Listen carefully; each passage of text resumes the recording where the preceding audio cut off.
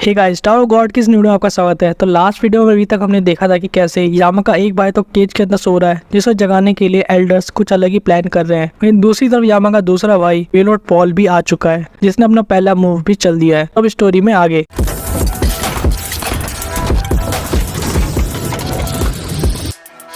हम देखते हैं कि उस बेड के अंदर से जैसे ही पॉल निकला था, उसने हॉन्ग के दो साथियों के ऊपर हमला किया था जो कि जमीन पे पड़े हुए थे। वहीं पीछे का इंटर्न ये सब देखे काफी ज्यादा शॉक और ट्रॉमा में थी। वहीं पर माइकल और एप्पल उनसे पूछते हैं कि हमें नहीं पता था कि कोई कैनन पीपल हमें ज्वाइन करने वाला है। वहीं पास करी हॉन्ग भी ये सब देखकर बहुत ही सरप्राइज थी। वहीं डैंग डैंग सोच रहा था क्या ये भी हमारे में से एक है, पर ये है कौन। वहीं मैड डॉग इसे देखकर समझ गया था कि ये बहुत ही ज्यादा स्ट्रॉन्ग है। और वहीं पॉल इनसे पूछता है तो क्या हाल चाल है रिग्रेट्स। और ठीक इसी टाइम पर रेसिडेंशियल एरिया में हम देख पाते हैं कि दो कैनिन हाई रैंकर इसी तरफ बढ़ रहे होते हैं, जो कि इस बारे में बात कर रहे होते हैं कि लॉर्ड यामा अभी भी सो रहे हैं। उनका काम ये होता है कि कैनिन टूथ फेस्टिवल हमेशा की तरह ही ठीक ठाक मॉर्निंग में चालू हो जाए और बिना किसी दिक्कत के फैंग स्टीलिंग सेरेमनी हो सके। और इसीलिए वो फैंग को चेक करने जा रहे थे और साथ ही वो डैंग डैंग को भी ढूंढना चाहते थे जो कि इस फेस्टिवल में उनकी हेल्प करता। लेकिन इन तक भी एल्डर के दूत और उसके साथियों के आने की खबर आ चुकी थी, जिसको लेकर ये भी थोड़ा सा परेशान थे। लेकिन सेम टाइम पे ये स्लेयर कैंडिडेट को भी देखना चाहते थे कि आखिर वो कितना पावरफुल है, क्योंकि इन्होंने उसके बारे में बहुत सी बातें सुनी थी। वहीं बैम और घोस्ट की फाइट अभी भी चल रही थी, जब बैम लगातार उस पर बहुत सारे खतरनाक शिनचो अटैक कर रहा था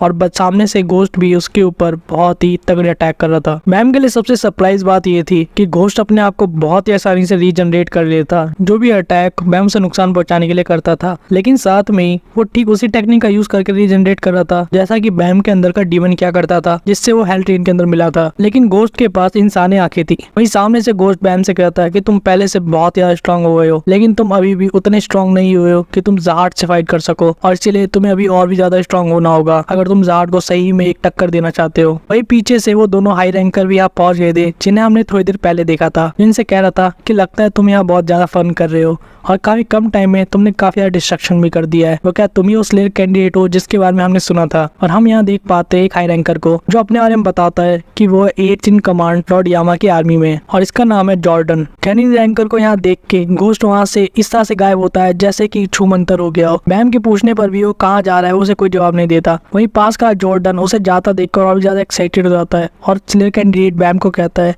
क्यों ना हम आपस में एक द्वंद करें। और यहाँ जॉर्डन पूरे कॉन्फिडेंस के साथ से कहता है कि मुझे पता है तुम एक रेगुलर हो, लेकिन मैं फिर भी सिर्फ एक ही हाथ का यूज करूंगा क्योंकि तुम एक स्लेयर कैंडिडेट नॉमिनी भी हो।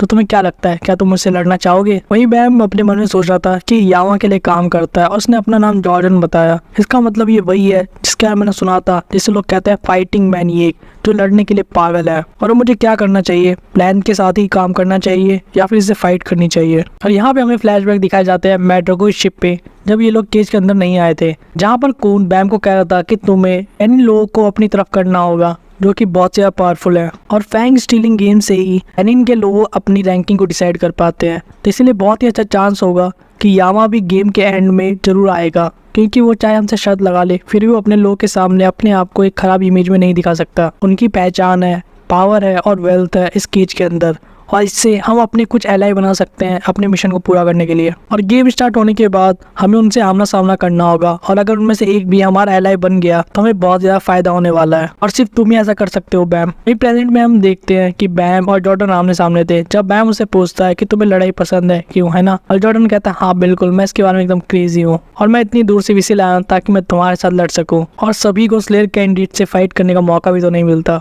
इसे सुनकर बैम कहता है तो कैसा होगा अगर तुम मेरे साथ जुड़ जाओ और साथ में मेरी हेल्प करो जहाड की आर्मी से लड़ने में। वो मुझसे भी ज्यादा पावरफुल है और उनके अंदर जो वॉरियर्स है वो अलग ही लेवल पर है। और केज के अंदर वैसे भी तुमने बहुत टाइम से किसी न्यू एनिमी के साथ फाइट नहीं की होगी, तो मुझे लगता है कि तुम अगर मुझे ज्वाइन करो तो तुम्हें सही में बहुत तगड़ा मजा आने वाला है। ये सुनकर जॉर्डन थोड़ा सोचता है और उसे कहता है तो तुम क्या मुझे अपनी हेल्प करवाना चाहते हो शर्ट जीतने के लिए। ये सुनकर बैम कहता है हाँ बिल्कुल, मैं इस गेम को हारना नहीं चाहता। लेकिन जॉर्डन कहता है कि सुनने में तो बहुत इंटरेस्टिंग है, लेकिन मैं लॉर्ड यामा को धोखा नहीं देना चाहता। मैं उसे समझाता है कि धोखा नहीं, तो सिर्फ एक गेम है।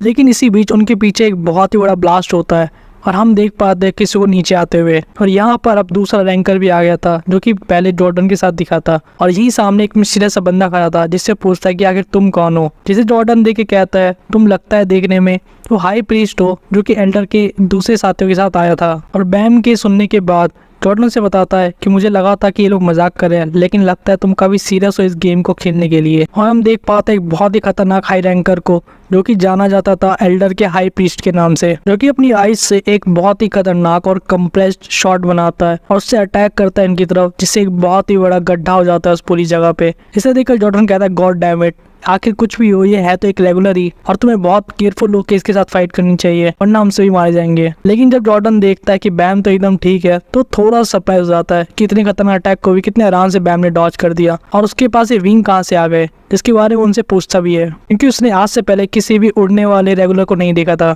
और अब जॉर्डन उससे माफी मांगता है कि मुझे अब समझ में आया कि तुम डिफरेंट हो और इसीलिए तुम स्लेयर कैंडिडेट हो। जिसे देखकर बैम ने मन में सोचता है कि ये मेरे अंदर इंटरेस्ट रख रहा है, क्या करूँ अगर मैं इसे और भी ज्यादा अपनी तगड़ी स्किल दिखाऊं तो हो सकता है मेरा एलाय बनने के लिए रेडी हो जाए। वहीं जॉर्डन कहता है ठीक है, इस गेम में अब स्लेयर कैंडिडेट के साथ हो, और उन पर ऐसा अजीब सा अटैक करने के लिए वो कहता है कि ये बहुत ही रूड है और तुम्हें इसके लिए लॉर्ड यामा को जवाब देना ही पड़ेगा। और हम देखते हैं यहाँ पर जॉर्डन का पार्शियल ट्रांसफॉर्मेशन, जो कि दिखने में बहुत ज्यादा बैड था। और जॉर्डन की सेकंड फॉर्म में हम देखते हैं उसकी आधी बॉडी से बहुत सारे पेड़ निकलने लगते हैं, जिसका नाम था ग्रीन फ्यूरी बीस्ट। और वो उस पे ये क्या अटैक कर देता है कि चाहे तुम हाई प्रीस्ट के लिए काम क्यों ना करते हो, लेकिन शुरुआत तुमने की थी और तुम्हें स्लेयर कैंडिडेट पे ऐसा अटैक नहीं करना चाहिए था। और वो अपने अगले अटैक के साथ पूरी जगह को फाड़ के रख देता है और हंसते हुए वो बैम से कहता है तो क्या लगता है तो मेरा ट्रांसफॉर्मेशन कैसा लगा बाम, ये ऑसम नहीं है देखने में। इसे देखकर बैम कहता है कि मुझे अपने आप को दिखाने के लिए मारा जा रहा है। ये जॉर्डन अभी काफी ज्यादा एक्साइटेड था, उससे कह रहा था कि तुम्हें कैसा लगा और मैं इससे भी ज्यादा इवॉल्व होकर एक और लेवल पर जा सकता हूँ, क्या तुम देखना चाहते हो मैं और कितना ज्यादा स्ट्रांग हूँ। जिसे देखकर बैम बस कहता है ठीक है दिखाओ। लेकिन तभी सामने से हाई प्रीस्ट का रैंकर उसके ऊपर अटैक करने आ जाता है और जॉर्डन काफी मुश्किल से अपनी उस ट्रांसफॉर्म आर्म को आगे करके उस अटैक से बचता है।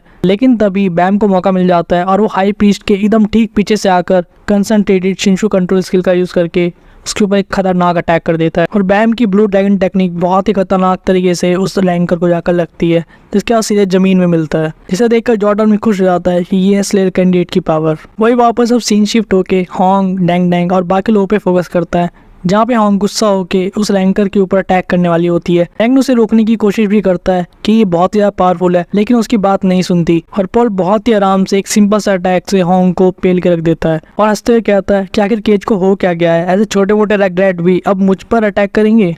जबकि वहीं खड़ा मैड डॉग अपने साथी को आगाह करता है कि इस पे गलती से भी अटैक करने की कोशिश मत करना, ये हमें तुरंत मार देगा। और वहीं अब पॉल इनकी तरफ आगे बढ़ता है और एप्पल उनसे कहती है कि हमारी ही लाइट हाउस में ही फैंग है। पॉल उनसे वो फैंग मांगता है, लेकिन वो मना कर देते हैं कि आखिर तुम हो कौन और तुम्हें ऐसी फैंग कैसे दे दे। जिस पर वो कहता है कि मैं बी लॉर्ड पॉल हूँ, यामा का छोटा भाई। वहीं दूसरी तरफ कून और माइकल भी इस चीज को सुन लेते हैं और काफी ज्यादा शॉक हो जाते हैं और इसी के साथ उन्हें धमकाते हुए कहता है मैं दोबारा अपनी बात रिपीट नहीं करूंगा, इसलिए फैंग मुझे दे दो। वहीं माइकल पीछे चिल्लाते हुए कहता है कि हम एंडर के कहने पर ही आपके बड़े भाई को जगाने के लिए आए हैं, लेकिन क्या उससे पहले आप हमें थोड़ी सी मदद कर सकते हो। हम आपको फैंग जरूर देंगे और आपकी हेल्प भी करेंगे इस मिशन को पूरा करने के लिए, लेकिन आपको इस बंदे को मारना होगा हमारे लिए। जिसे सुनकर कौन का गुस्सा हो जाता है, उसे कहता है यू सन ऑफ अ बिच, तुम मुझे मरवाना चाहते हो, मैं उससे पहले तुम्हें मार दूंगा। और माइकल चिल्लाते हुए दर्द से कहता है कि लॉर्ड पॉल, एल्डर चाहते हैं कि आप वापस से केज के अंदर राज करो, प्लीज मेरी मदद करो। इससे पहले कि कून अपनी नाइफ का यूज करता माइकल के ऊपर, पॉल अपनी पावर का यूज करके उनके ऊपर एक खतरनाक अटैक करता है, जिससे उसके शरीर के आर पार उसकी रॉड चली जाती है। और अब माइकल को काफी ज्यादा हैप्पी देखते हैं इस मोमेंट पे, क्योंकि पॉल को थैंक्स कर रहा होता है। इसी इंटरेस्टिंग लेकिन सैड पॉइंट के साथ इस एक्सप्लेनेशन वीडियो को यहीं पे खत्म करते हैं।